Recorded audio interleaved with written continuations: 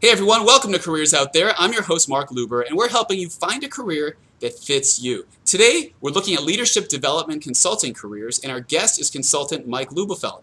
Let's see if Mike can make leaders out of all of us. Stick around.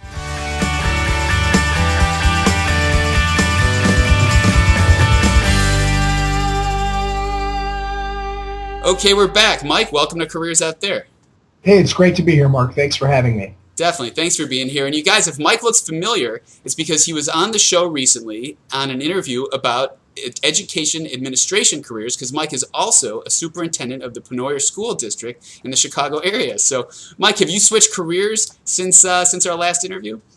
No, I can't say that I've switched careers. I've been a senior educational consultant and senior leadership consultant for about 3 years now, working for a leadership and selection company based in Lincoln, Nebraska. Wow. So I definitely want to circle back to the idea of having two careers running at the same time. So I think that's a really interesting theme that I want to get back to. But let's dive more into the leadership consulting path itself. Tell us, what do you do as a leadership consultant? What happens in this role?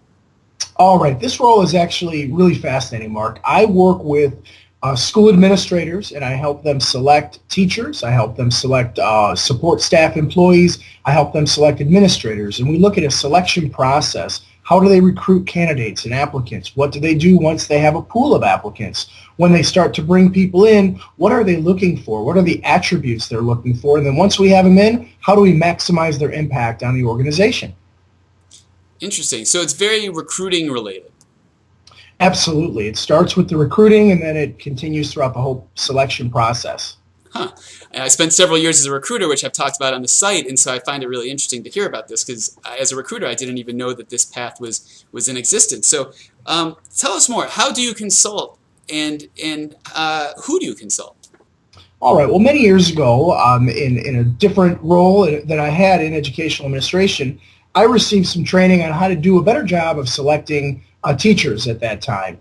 And I became fascinated with the research. I became fascinated with the industry, quite honestly. And I pursued relationships with some of the senior associates at that time. And I asked them a lot of questions similar to what we're doing today. And I said, well, how did you conduct the research? What was the research on? What are you doing with all this?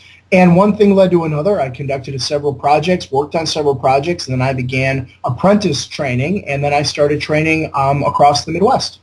And when you're talking about research, what is the research about? What's it saying?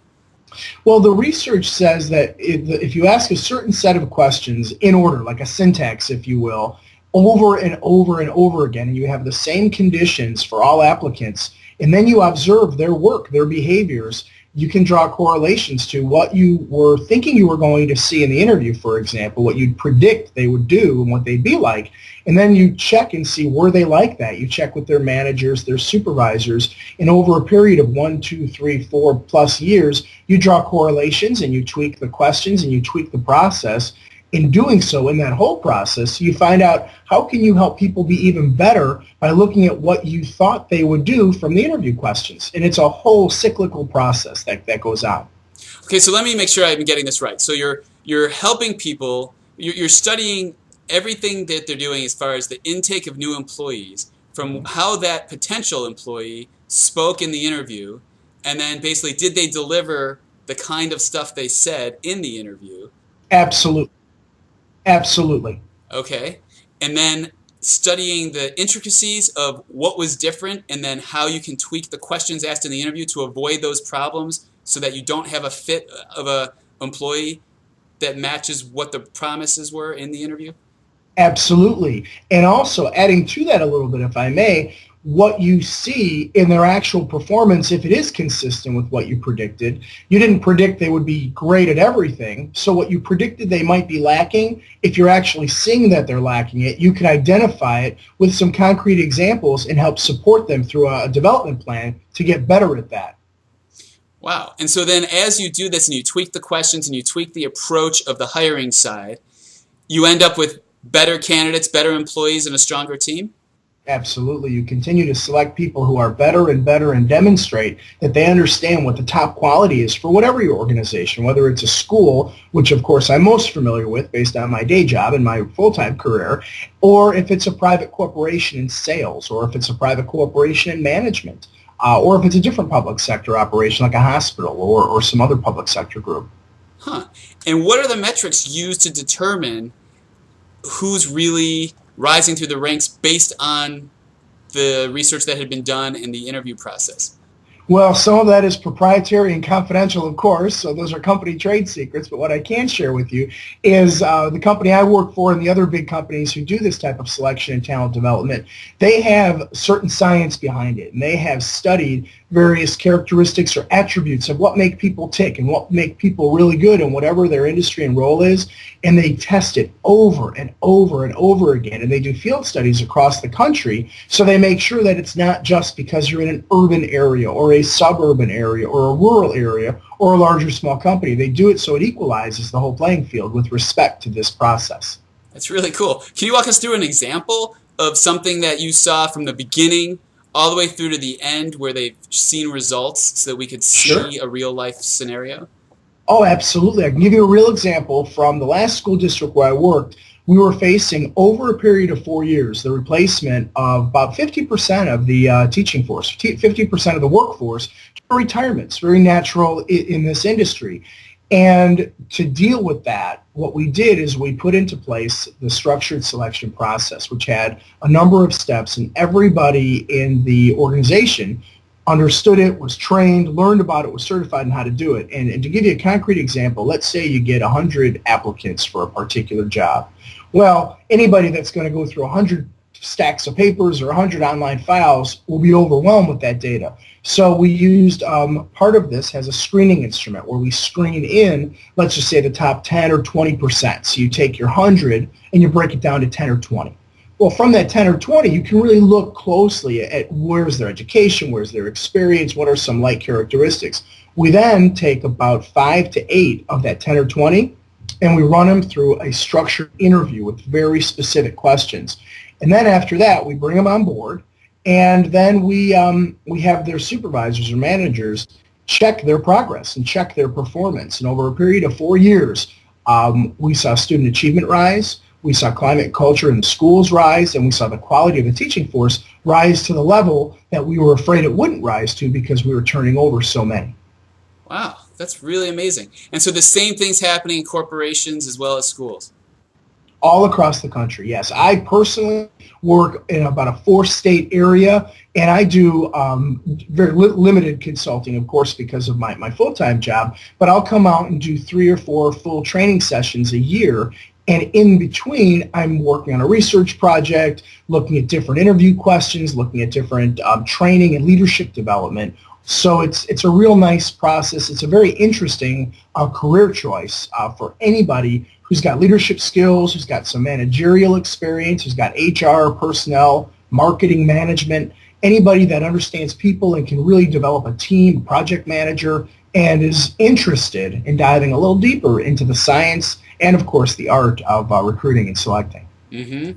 Very, very interesting. And what would you say, is there any common ground that you've seen amongst all the people who end up being successful leaders in the organizations that you've worked with? They have excellent relationship skills. They really know and they really act on building relationships, whether it's with students or whether it's with parents or whether it's with members of the community or whether it's with their own teams. They really have solid core foundational relationship skills. They know how to listen, they know how to speak, and they know how to give advice. They also know how to have the difficult conversations which are necessary for a leader in any field. Mm-hmm. And is there a typical day for a path like this? Well, yes and no. My particular role, which is very part-time consulting, I do have a training program, a training guide, if you will, and I'll follow the steps of that. And I'll go to my group, I'll go to my group of leaders, and I'll have the same type of introductory activities, I'll have the same type of methods and materials, and I'll get evaluated each time, so I get feedback. And from their feedback, I can adjust or tweak the input, the delivery, the pace. But essentially, it's a program. I helped design the program I'm currently using, which is really a treat and is something that I'm very grateful for as well. And how much of this day is interacting with people versus reviewing paperwork and being isolated? My part of the work is completely interactive with people. I would say 85 to 90% of the time, if I looked at the whole year in terms of involvement and development, and maybe 10 or 20% of the time is individually studying individuals, studying the paperwork, studying some of the reports. And then for someone who's an introvert and who just likes paperwork, maybe they're almost like an accounting type of a brain, is there something here for them too? Yes, not the type of work that I do and not the role that I fulfill. However, there's definitely room for the very analytical and quiet, more introverted person who could actually do some of the background and back-end analytics with respect to the research. Anybody with a science background, a statistics background would be ideal for that type of participation in the organization. Huh. And how does someone break into this? If we have viewers who are thinking, I want to do leadership development consulting, how do they get in? Well, they contact careers out there. What they'll do is there's probably 5 to 20 really medium-sized to large-sized selection corporations in the country who are practicing. You can do a regular Google search or a jobs monster, jobs.com search for selection and development of people. And you can cold call, you can cold apply and see if you've got the right skills and backgrounds and talent that the organizations are looking for, or if your particular company has a consulting relationship with an outfit like mine, they can work with people like me or others who do this to get involved with the company. Sometimes it's real referral, real informal. Hey, so-and-so was at the training, they're interested in learning more, perhaps they can get involved. Or it would be, like I stated, a cold call, just doing a job search and applying. And do you see a lot of the people in leadership roles like yourself? As a superintendent, you are a professional leader already. And do you also see people who have, like my background, where they were a recruiter or they were in HR? Are those a lot of the types of people you see in these roles of leadership development consulting? Yes, absolutely. We'll see people from the age range of the 20s to the age range of their 80s, really depending upon where they are in their lives, how they got involved, what part of the organization, everybody in between. It's one of those very interesting sort of catch-all jobs or catch-all careers. Anybody who's got an interest in something related to selection, development, research, analytics, anybody can get involved. There's a place in each of these organizations for anybody like that. Wow. So it sounds like all kinds of college majors can apply. Anything from a psych major to a poli-sci major to really anything. It's more just the skills that you would need to have to fit in. Yeah. Okay, and I think you covered personnel. Sorry? No, I was actually going to add for people in college who are doing business internships, they can intern with a selection company and see if it's right for them as well. The companies do offer internships at various parts of the organization as well.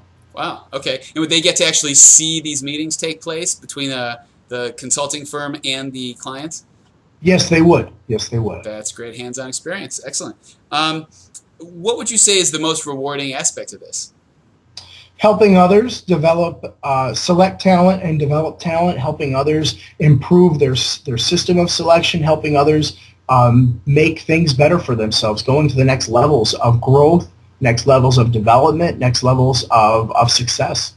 And what's the biggest challenge? I'm wondering, is it getting the people to actually implement the advice? Yes, you're spot on, Mark. It's getting people to have what I would call fidelity to the process or fidelity to the instruments. They may not like a particular question or two, so to speak, for example, on an interview. It's not for them to decide if they can pick or choose. You've got to take the whole package, the whole product, the whole program. Otherwise, you cannot expect those results. So it's really helping them see through the training experiences that this is meaningful. It's proven by scientific research. It's backed up by decades of practice, and it really has to be done the right way in order to get the right results. Mm-hmm. That makes perfect sense. How does this path tie in with your role as a superintendent? Well, my role as a superintendent and my role as an educational administrator allowed me and created the opportunity for me to follow this path because I engaged with people who trained me and my organization how to do it. And through their training, consulting, mentorship, and coaching, I was able to follow this path. So had I not been in the settings where I was in and had the good fortune to meet these wonderful people, I may not be here today talking about this type of opportunity. Wow.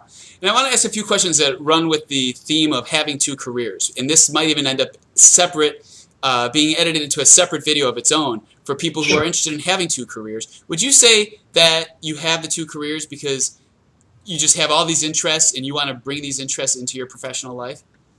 Yes, I feel fortunate. I feel blessed. I feel like I've been given great gifts from wonderful mentors and wonderful people who allow me to practice the craft of leadership, practice the craft of training, practice the craft of administration and education. I'm very lucky. I feel very lucky for that. And so how do you fit both in? How does one juggle two careers and make both work? Well, my main career is a school administrator, and what I did when I negotiated my employment contract is worked with my employers, the Board of Education, to see if they would support this, if they were interested in it. And I have a very forward-thinking, very progressive board, and they do support this because they see the value-added benefit for our organization. So with their permission, with their express consent, I'm able to have this part-time job and pursue this part-time career as well. And what advice would you have for other people who want to incorporate multiple careers into their lives? A lot of times you hear about people where they say, well, my day job is this, but I really love photography, so I pursue my hobby of photography on the side as a hobby, as opposed to finding a career, a second career or job as a photographer. In your case, you have two different jobs. What would you tell people who are kind of, they have other itches to scratch? Well, I would say make sure they get permission from their employer, whether it's public sector like mine or private sector like many. Make sure that your day job, so to speak, will allow you to do this. And if they'll allow you, if the people with whom you work and for whom you work will allow you to pursue it, then by all means make sure you can fit it in with your family, your personal life, and everything. And if you can find that balance, and if you can pursue it, I say by all means do it, making sure at all times you remember that your day job is your number one priority, and that's where you owe your first allegiance to. Right. And what about the fact that your two paths tie in with each other? Would you advise other people to do the same, or do you think they can have two kind of separate, unrelated things going at the same time? Gosh, I think that if you can balance it and you can fit it in, I've seen some amazing people who do just that. They do photography, or they do some coaching or consulting or a number of things, and they're able to fit it in. I think that anybody can make it happen. I guess one way to look at it is Thomas Edison, you and me, all had the same 24 hours, and he created electricity. So I suppose we can do anything if we're able to. That's good. I like that. Well, to kind of wrap us up, give us some keys to success combined with an action plan for those who want to go down this path. If you're going to consult, my personal opinion, my professional opinion is really believe in what you're consulting about, or believe in what you're training. And if you really believe in it and you've seen some of the results, you've participated in some of the studies, then by all means train it like there's no tomorrow, and it's got a passion. Follow your passion, be a leader, and be honest with everyone around you with whom you work, so you don't have those two careers cross paths. Make sure the paths are parallel and they run very complementary with one another. That's great. Excellent advice for everybody. Mike, thank you so much for joining us. Thank you for having me. You guys, please leave your feedback in the comments section. We want to know what did we cover well and what did we not cover well enough. If there's anything else you want to know about, please let us know. We'll be here to help you out. Absolutely. Thank you for watching. We really appreciate your time. And I'm Mark Luber, and look forward to seeing you again soon. Thanks for watching Careers Out There.